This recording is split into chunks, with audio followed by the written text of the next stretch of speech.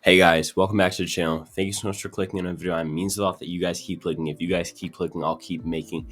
And today, I want to talk about why I feel like this season, this series to me is getting really, really close to being gone. I mean, we all love the show, but I've been looking at these ratings lately, and it's just like it's bad. Obviously, with the season closing out and us going into new confirmed seasons, right? 42 is confirmed, and 43 and 44 are casting, so I'm going to call that confirmed for now.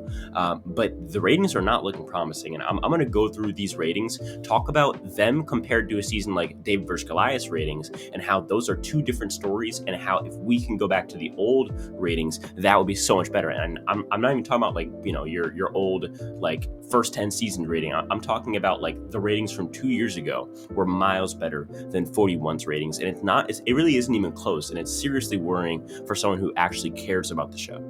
But I will say, join our Discord server. It's in the description. We have so much fun over there.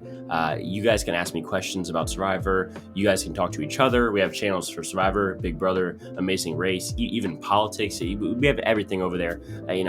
Last time I checked in there, people were giving dating advice, and everything happens there. We have so much fun there. I'm always spending time answering questions in there, so go check that out. Also, 72% of you guys who watch these videos are not subscribed. Let's change that. It's easy and it's free. And if that's it, let's talk about these just god-awful ratings. So I want to hit on a few things in this video. Obviously, I want to talk about, first and foremost, the 41 ratings, why I feel like we're on the brink of getting canceled if something doesn't change. I also want to compare those ratings to ratings of other seasons, such as David vs. Goliath, a season that I feel like is pretty comparable, both having very good casts, both being newbie seasons, and what changes need to be made in order for this not to continue and eventually derail the entire series.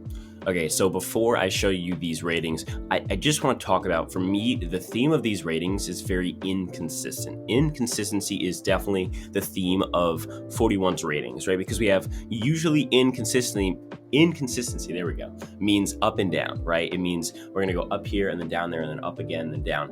These are more like down, down, up, down, down, down, up, down, down. It's very consistently down with a few upticks.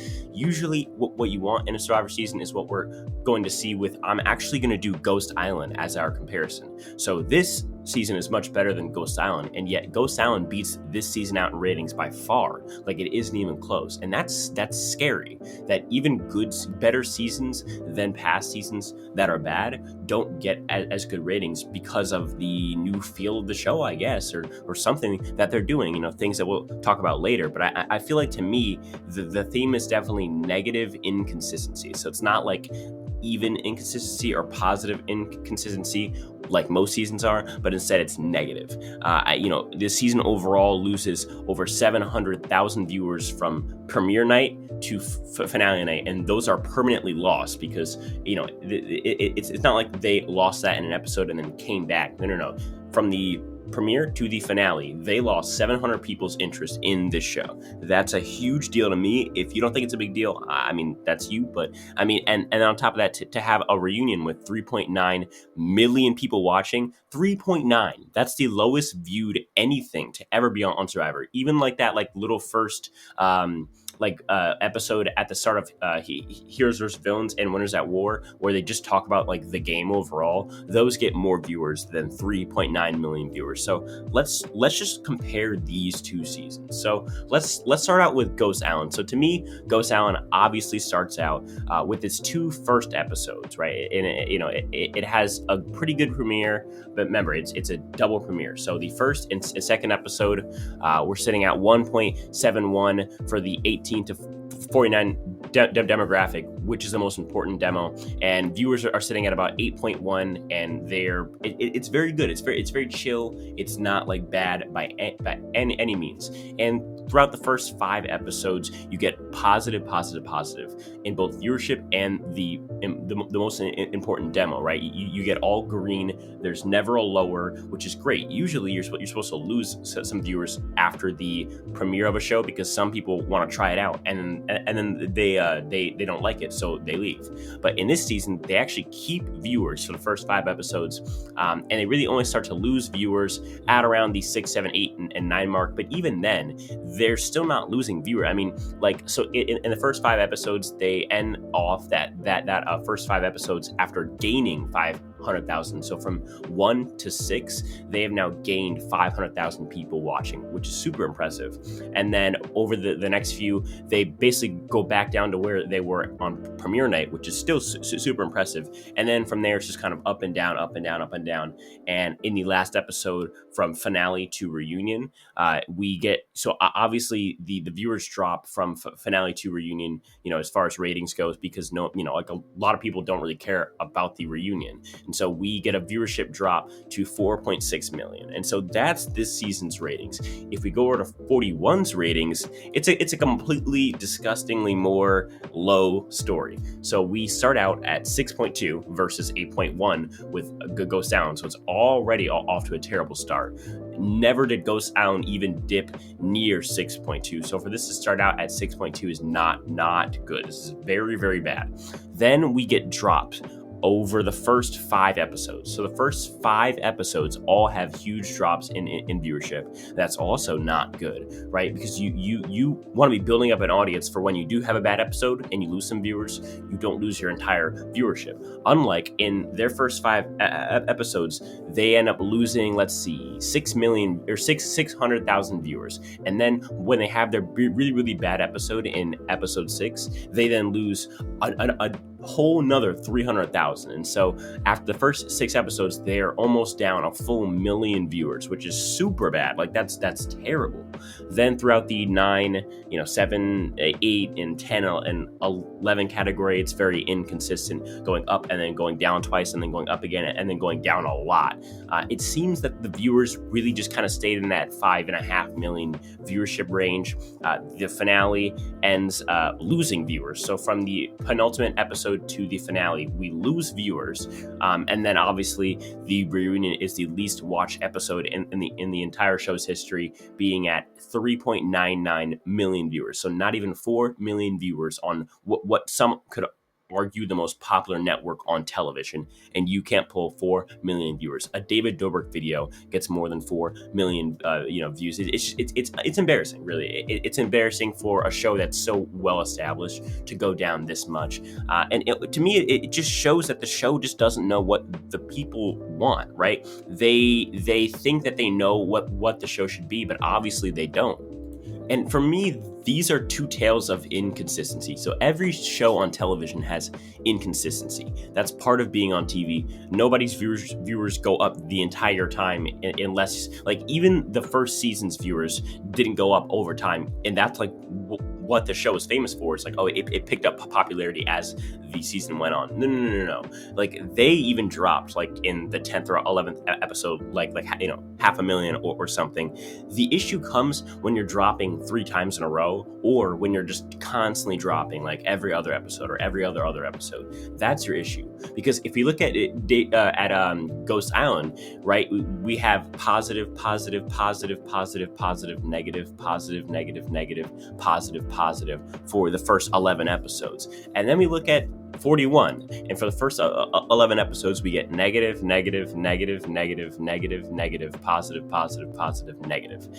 Positive. It's like it's inconsistent, but not in a way that overall ends up in a net good, because over that time period, over that 11 episode span, you lose 600,000 viewers for 41, and over that span for Ghost Island, you lose 300,000. So it's like half as much loss in a worse season. Like, that's the worst thing. Is if this was like Dave versus Goliath, that's one thing, but this is a season that is just regarded as overall not a good season, and the best part happens in the last 10 seconds of the entire season.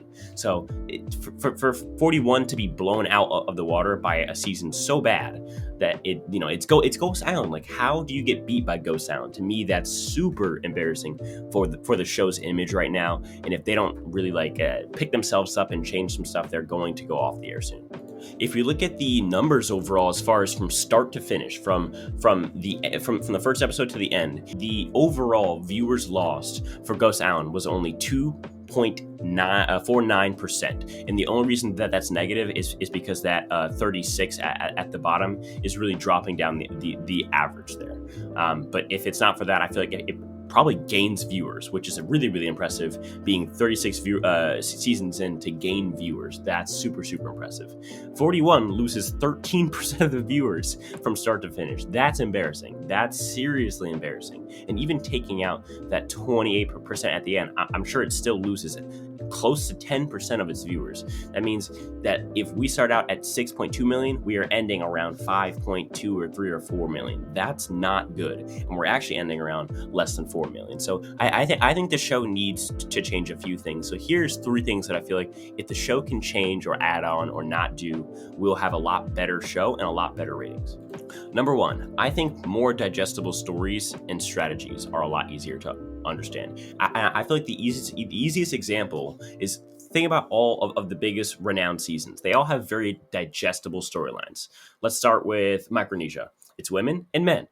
There are flipping going on, and that's always necessary, but the lines are drawn in the sand, and a flip is very clearly a flip, right? That's easy to digest. That's easy to follow for both casuals and superfans. And another example of this, heroes and villains. You have the heroes and the villains. There's flipping going on, there's idols going on, but it's very clearly defined sides on both, in the battle overall. Another example of this, in season 37, David vs. Goliath. It's the Goliaths and the Davids, and they somewhat stick together, and eventually they start flipping, right? Seasons like Game Changers and like Edge of Extinction and 40, those seasons all had the issue of sometimes the gameplay got so complicated that you didn't even really like feel a flip like as exciting anymore, because it was like you almost expected people to just drop their last alliances and vote new. The only time that really worked was in Cambodia, and that was because the cast, we had already known them, so we didn't have to like get to know them. Therefore, they could spend more time just on pure strategy. Whereas if this happens in a newbie season, like for example, Edge of Extinction, it's a lot harder because the characters aren't developed. So the editors have 2 jobs at once, where they have to edit the season and also develop the characters. So they have to tell us about what's going on in the game strategically, and also about who the people are in the game. And so I feel like usually seasons that are almost too convoluted and too complicated strategy-wise are worse off for the editors and for the show's ratings overall. Second one, stop the political stuff. I mean, I understand they're trying to better society. I'm sure their intentions are fine. It's not working out there. Like, go woke, go broke is something that has a lot of truth to it. Whether you're on the right, left, middle, up and down, it doesn't matter. I mean, no one wants to be lectured on politics, especially if they don't agree with them for an hour long straight. And it's fine if you have like a 30-second scene. It really isn't, but it's better than what they did. I think so. One episode they had at Tribal, they had spent 15 minutes at Tribal talking about racial things in society, and then in the next episode they then gave us another 15-minute scene at the start of the episode where Deshaun's going to everybody and everybody's congratulating him on speaking so awesome, and you were so articulate about your words, says Xander. It's just, and he goes to 4 people and they all say the same thing. It's a waste of time, and even if you don't find it annoying, even if you agree with it, you have to admit that when you talk politics, you immediately alienate 40% of your audience, if not 50 or 60% of your audience, right? So it's, or at the very least, 30 to 25% of your audience, you are alienating that group, and that to me is not a good thing, no matter how much you feel like you're quote unquote bettering society.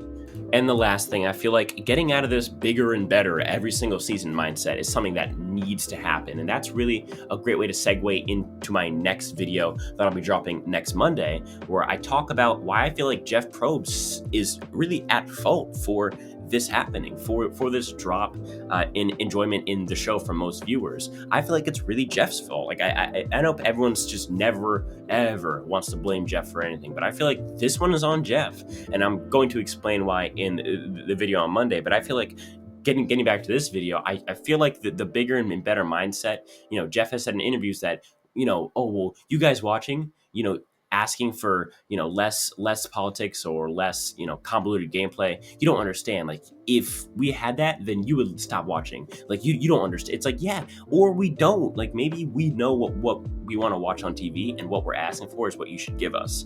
Usually when the fans ask for something, like overall collectively, you should probably give it to them, because they're the ones giving you your viewers, in my personal opinion. And that's it, guys. I have a podcast coming out on Sunday where me and the guys, and the guys being, if you're a new viewer, I have a few buddies who I do a podcast with, where we, live recap the episodes when they air and do a predictions and power rankings podcast over the weekend when the season is airing. But in the off season, we're going to do more of these group rankings, or just overall group discussion things. And this one is crazy. So we are going to rank every season, tier rank them, A, B, C, F, and then S tier.